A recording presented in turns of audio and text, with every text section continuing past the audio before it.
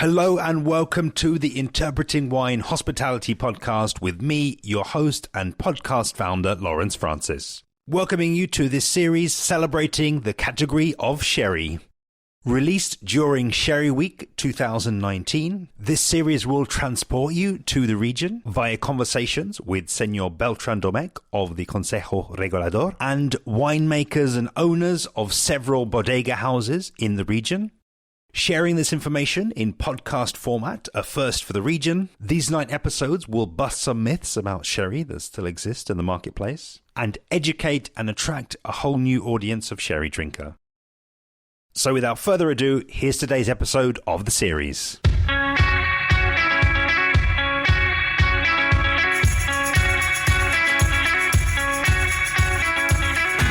Today's episode of the Sherry Week special features Señor Beltran Domecq of the Sherry Consejo Regulador. In what is the Sherry podcast to end all Sherry podcasts, Beltran tells us his origin story and transition into the sherry business. He sets the scene for the series to come by explaining the role of the Consejo Regulador. He takes us on a deep dive of the history, climate and terroir of the region. Talks categories of sherry and sherry consumption, training, sherry and food pairings, and finally changing palates and attracting new drinkers. Enjoy. I must start by saying that I was born here.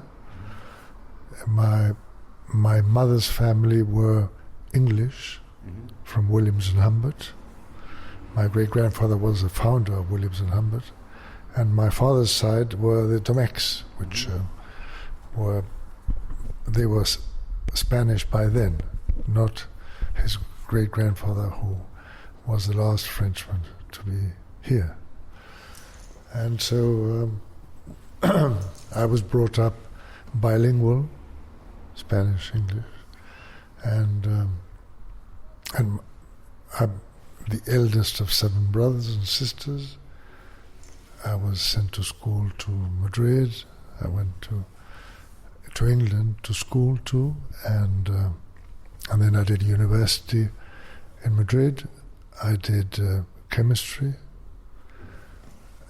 together with all the summer holidays, which are very long. I used to go every summer to a different place. I used to go to Bordeaux one summer. I went to Burgundy another summer. I went to Cognac another summer. I went to California, to Davis University another summer. And I started, when I finished my chemistry thing, which was a very long career, I started working in Williams and Humbert, which was where my father used to work. Williams and Humbert was bought then by Rumasa, which is a happening which we didn't like very much, and we both left. And I joined my father's family, Domecq, which was the biggest company then, and I looked after many things there. I've been working there all my life, which has made me travel a lot, because naturally sherry was the main issue of producing, but also brandy de Jerez, and producing sherry vinegar, which again is another denomination of origin that we have here. And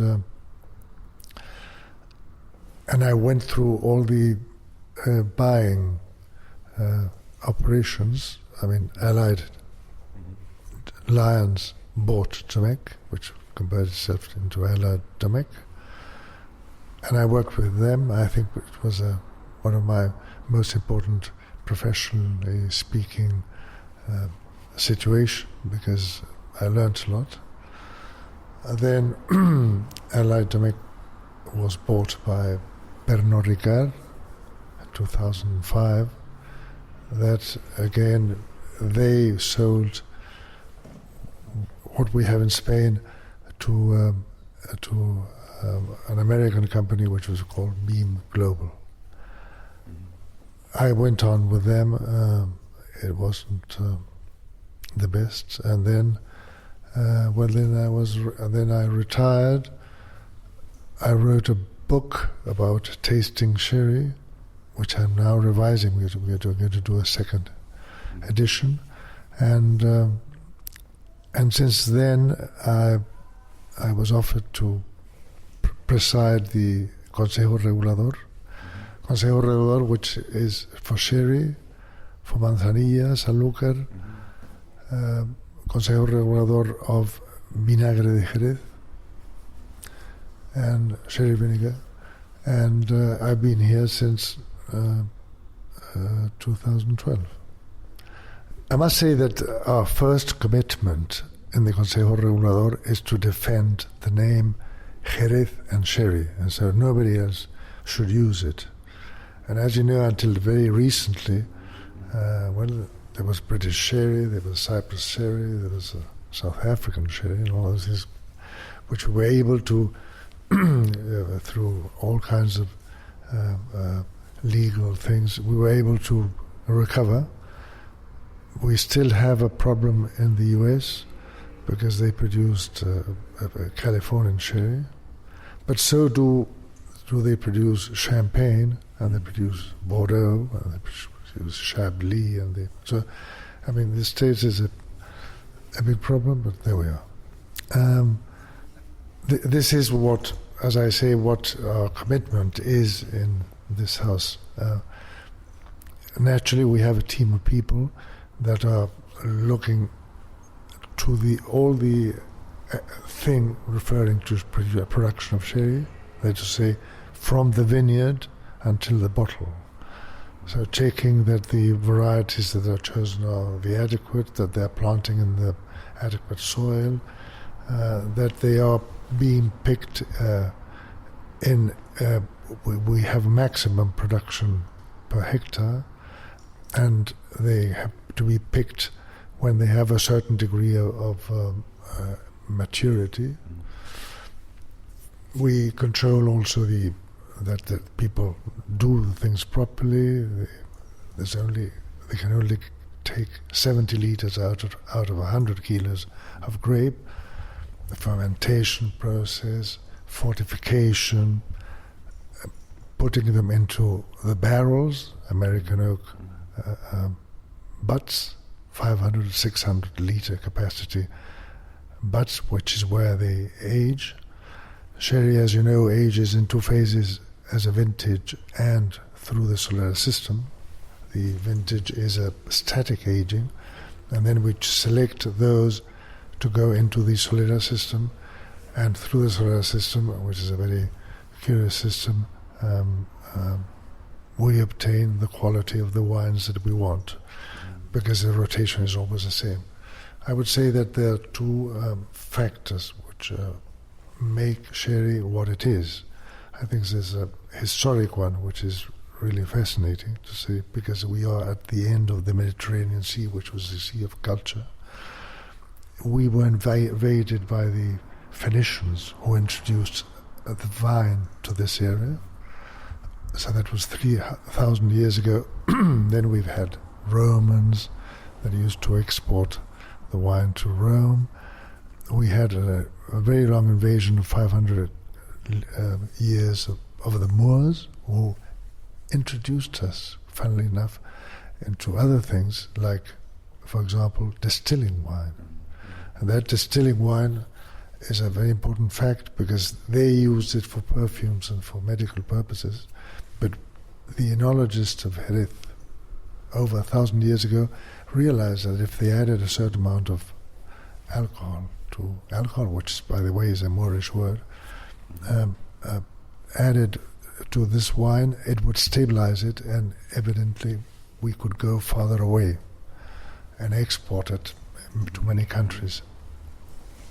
And then we had a great event, which was the discovery of America, which made sherry move around a lot, because not only was it used for ballast, but basically we've got some very curious fact that we have in the Sevilla archives, that every man that went in a boat had to drink 4 times a quarter liter.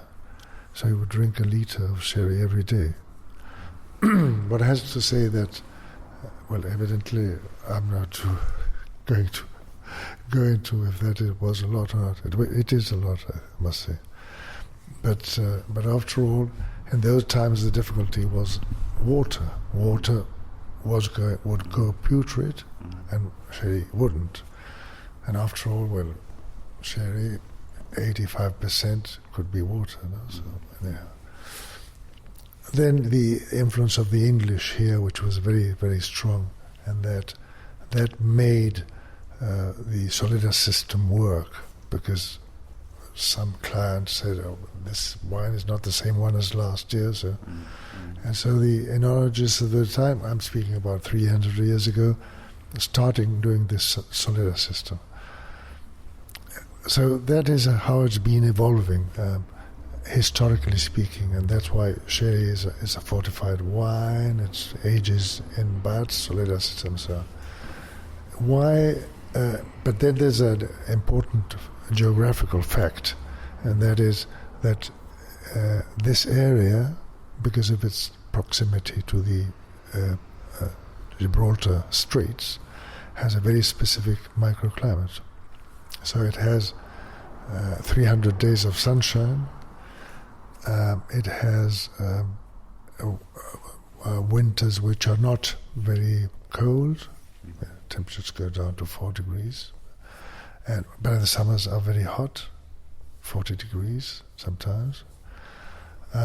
We have a rainfall of about 620 liters per square meter, which is about 25 inches, which is a lot considering other production areas like Rioja or Ribera or whatever, which is 450, or La Mancha, which is less than 400. And then we have the dominant winds, which are two, the east or the west, because of our proximity to Gibraltar. And the west brings us the rainy and the humidity, rainy fronts and humidity. And the east, which brings the hot, the heat, the dryness. And, well, anyhow, basically it's what brings the balance to this. So that is the climate. We have another important fact which means sherry, and that is the type of soil we have. We have an albariza soil, which is very white, very high in calcium carbonate. It's a poor soil, point of view of organic material, but it's perfect for the vine. And then we have 3 varieties of grape, which are Palomino, which is responsible for the production of dry wines, and then 2 which will produce the sweet wines, which are the Pedro Jimenez and the Muscatel. They all are aged in the same way and fortified depending on what they are going to do, because basically, as we fortify, after the fermentation process, we fortify into 2 degrees of alcohol. One which is 15, which will permit the wine to grow this floor yeast on the surface, which is very important for us, which has a very special metabolism. This is done naturally while it's aging in the barrel. And this floor yeast needs, for its survival, a series of carbon derivatives, one of them being alcohol.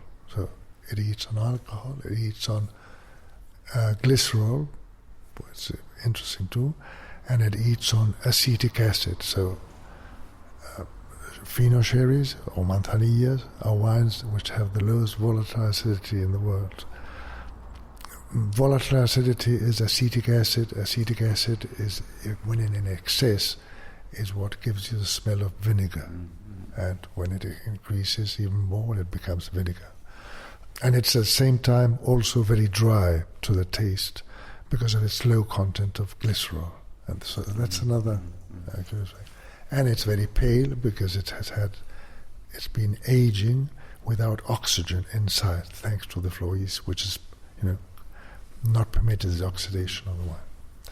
And so that was the fortification to 15, and fortification at 17, which are those wines in which we don't want this floor yeast to grow. It's a more thicker wine, more body, more structure. And those are what we call the olorosos. And those being fortified at 17 won't have the floor yeast and will evolve in a way of what we call oxidatively, so that there's an increase in color and aromas and so on, totally different to that of the Fino.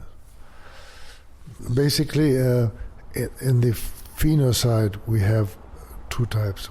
One which is Fino and the other one which is Manzanilla, which is exclusively from the town of Sanlúcar. And it's exclusively there because of the microclimate that exists there, which has, because it's by the sea and where the Guadalquivir River goes into the sea, it has a very high humidity, less extreme temperatures than here, so consequently the floor yeast grows in a very intensive way, and that gives it the characteristic of the Manzanilla. The Fino naturally is pale and so on, but not as much as the Manzanillas.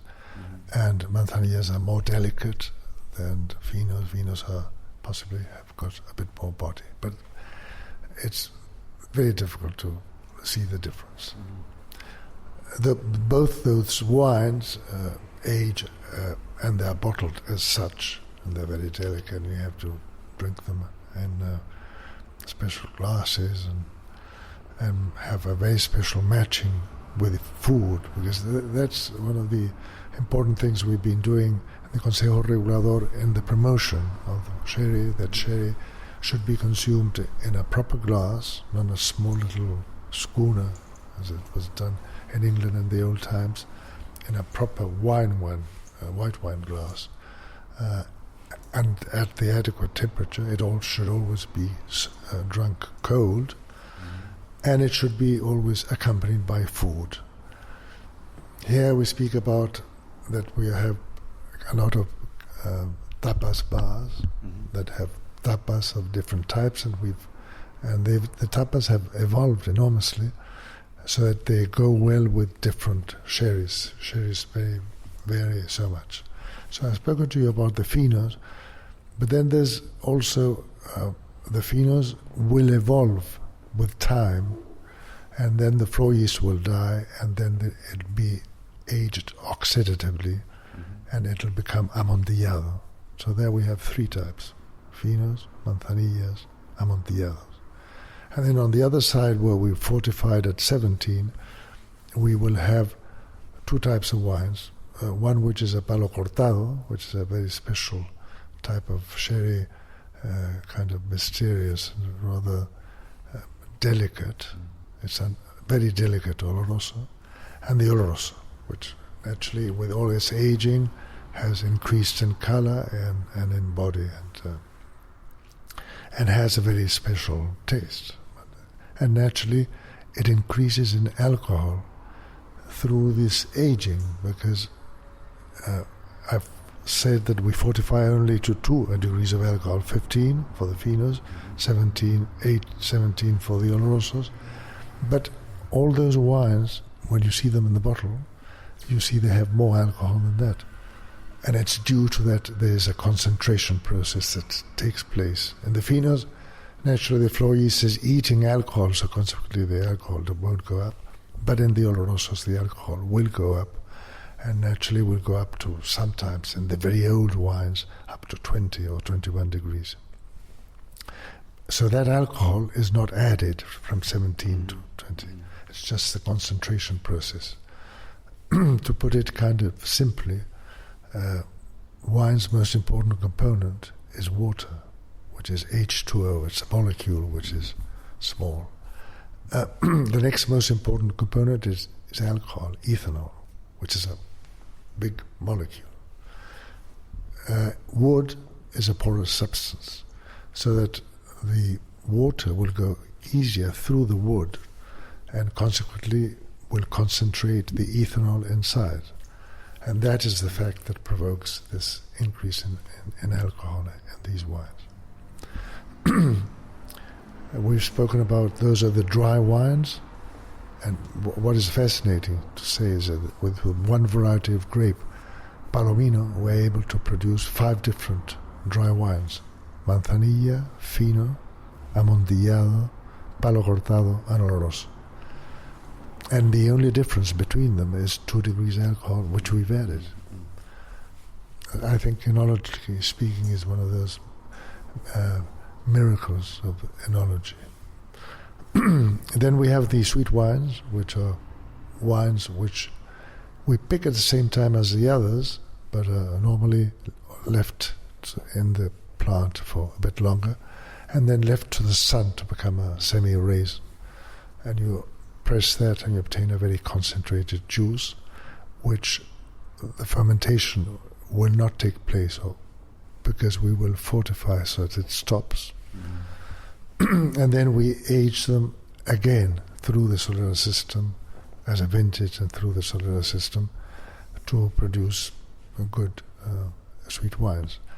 Naturally, the muscatel is normally less sugar content, and it's got a very special aroma because muscatel has this kind of terpenes which are in the skin which give them this character. And the Pedro Jimenez will produce a very sweet wine, which is about 400 grams per liter of sugar, so it's very sweet and very dark.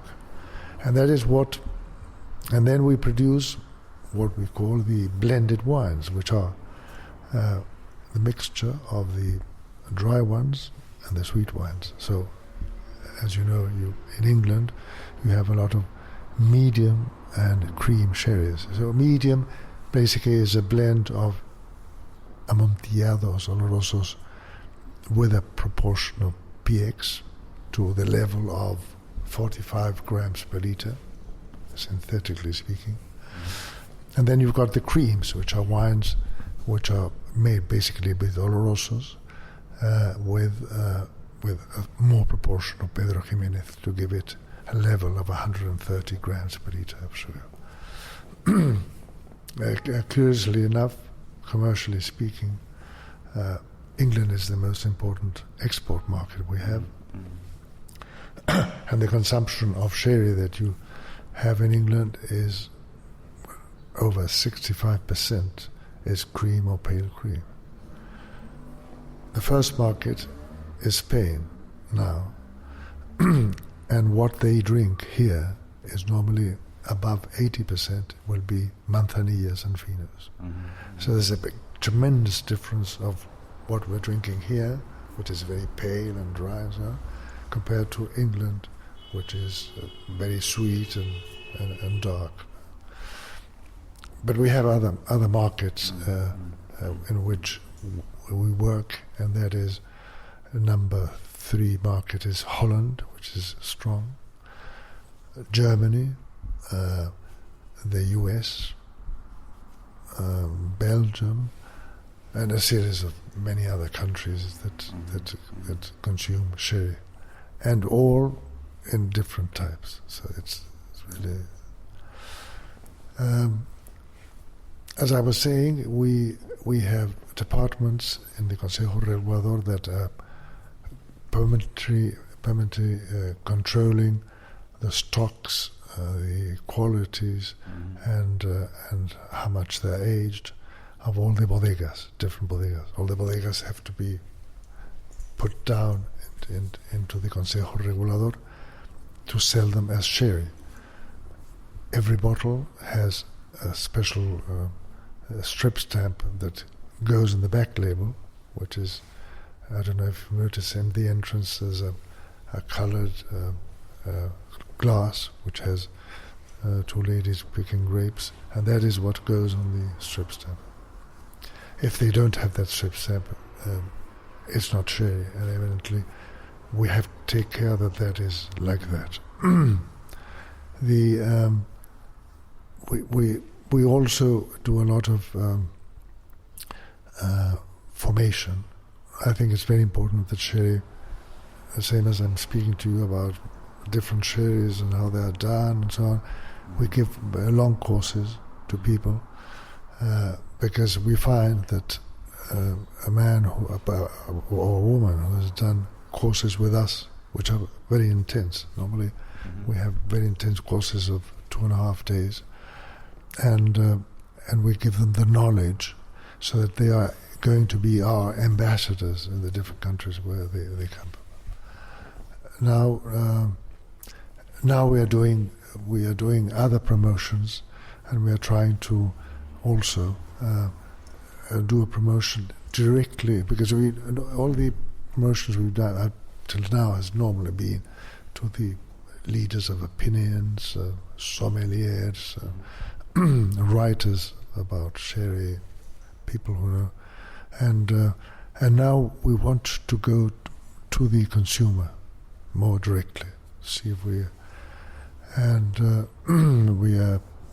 doing this year's the first year. We're doing promotions directly in Madrid and in London. Sherry is a wine, so consequently it should be drunk like a wine. That means it should be drunk in a proper glass, as I was telling you before, because you fill it to 1/3, you can see the color, you can smell it, and you can taste it. A proper glass, closed at the top. We want it to be drunk at a low temperature, especially Finos and Manzanillas at fridge temperature, which is 5-7 degrees, and all the others between 12 and 14 degrees centigrade.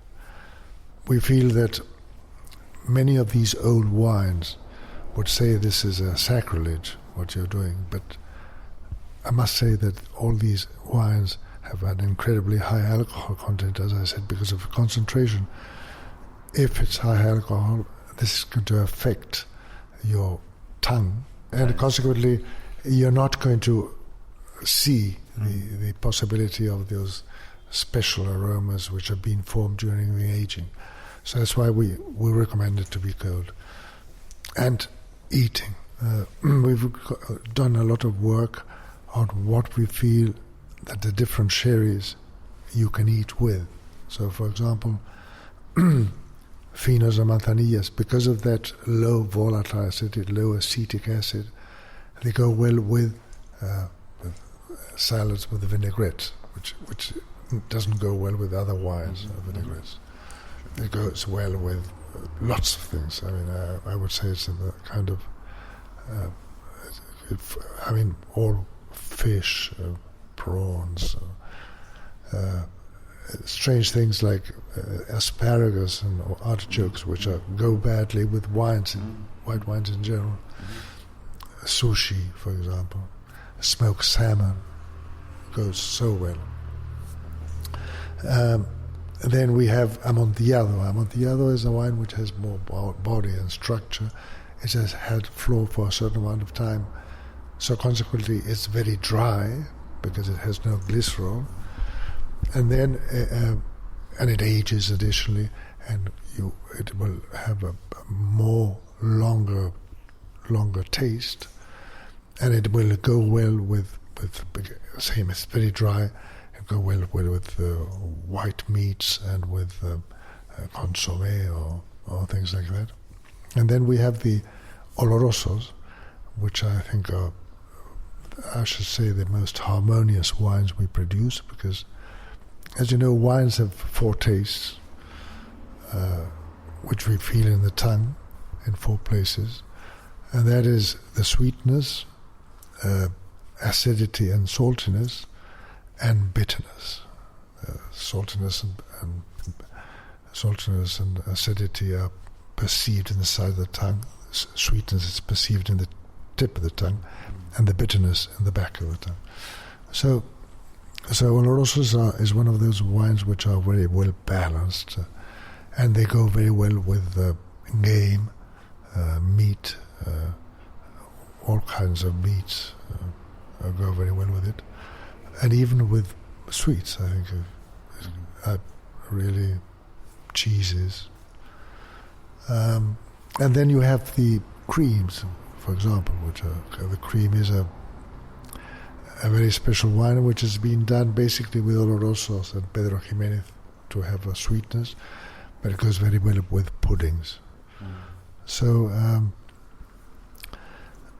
all this Copa Jerez, which we are doing every 2 years, because there are 7 countries where they do their own championship between them in their countries, and then the finalists come here, and they're coming here the day after tomorrow, and they bring a special menu. So the Copa Jerez, the whole thing about it is to produce a menu with 3 plates, a starter, a big plate, and pudding. So that and each one should be matched with a different sherry. So normally, how it's done, normally a first plate is normally an entree is not a very, it's a plate that hasn't got much body, but normally it's done with finos or manzanillas or whatever. And then you will have a main plate which will be possibly meat or something like that, and then you will put it with an oloroso or an amontillado or whatever. We always want them to have different sherries and also of different companies. So and then the pudding, which is normally had with Pedro Jimenez, Muscatel or cream or whatever. So, I mean, each plate is different. Each group is formed by 2 people, a sommelier and a chef. The sommelier will explain to the jury why he selected this wine for this plate. Then will come the chef and he will explain what the plate is, and the puddings in the same way. We will listen and eat 7 multiplied by 3 is 21 plates. We get up, I don't know how, and we will be evaluating the different plates, and he, with the one who gets the most points, wins this championship, which is, and I think this is I think it's a fantastic thing to do this, because you're having a lot of people in many countries, in 7 countries, doing different matching and seeing how they go, how sherry goes with food and so on. And it's teaching people that they can, white wine with fish and red wine with meat is not the only possibility. There's a lot of other wines, like sherries with different types, that they have to be drunk while eating different plates. And I think it's a very good thing. So basically, we want people to drink sherry all the time, eating inclusively, and I think it's a good way of promoting sherry.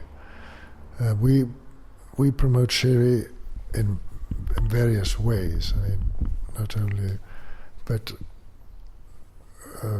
we also do something possibly more in the American market than anything else, and that is in doing cocktails, which is one of those things that 40 years ago we would have said, what a sin to make sherry, but we realized that, for example, finos and manzanillas go so well with lemony components, and the cream goes so well with orangey and skin and products. So there's a series of things that go well together, and for example, there's something which is happening here in the fair, which is just recently finished, which is called El Remojito, which is a mixture of manzanilla and fino with 7-Up or whatever. And naturally we'll, for example, have a glass, a low glass with 2 or 3 pieces of ice and a piece of orange with the skin, and with cream is a very refreshing drink, and so on. So we are trying to attract the young people, which is what we have to do. I mean, the old feeling always in England is it's the old ladies' drink, and they would drink only cream. I started working in this business a long time ago, 40 years ago, and that was the thought then, and the thought now is the same. So I mean, it's evident that the old ladies like it. May they be 40 years ago or now, because the 40 years ago don't exist now. But the taste is more for this thing. You speak to English people about, about cream, and they said, oh, no, it's too sweet. But I remember doing up, in my professional life, I had to do up all the Bristol Harvey's bodega here, and we had to make the visitors drink only Harvey's Bristol cream, and it was very difficult. They said, "No, I want a fino. I'm sorry, here we don't have fino." I was in a group where we had lots of bodegas. There was Domecq, there was Terroir, there was Blázquez, there was several bodegas, and Harvey's. Well, the fact is that everybody drank, who came to visit us, this ice, Bristol cream with ice and orange, and everybody loved it. I mean, so, yeah, it's a question of, and you saw lots of people who previously had told you, oh no, I don't like that, and they would love this. So, really, I think we do, and the bodegas do. I mean, you have to think that we are about 60 bodegas that belong to the Consejo Regulador, and they are doing their own promotion. They do their own sherries. They vary from one bodega to the other, and they are following this way of drinking. And I think it's fundamental that we should go that way. Thank you so much, Senor Domecq. Listening back to this episode, I was taken aback by how much information you managed to pack in, and I'm sure this episode will warrant repeat listenings. Do of course see below for the website and main social media handles for the Consejo Regulador. And while you're at it, why not head over to interpretingwine.com/listen for details of how to listen to the podcast, and of course to subscribe. In the next episode of the Sherry Week special, I sit down with Jan Pedersen of Fernando de Castilla. See you then.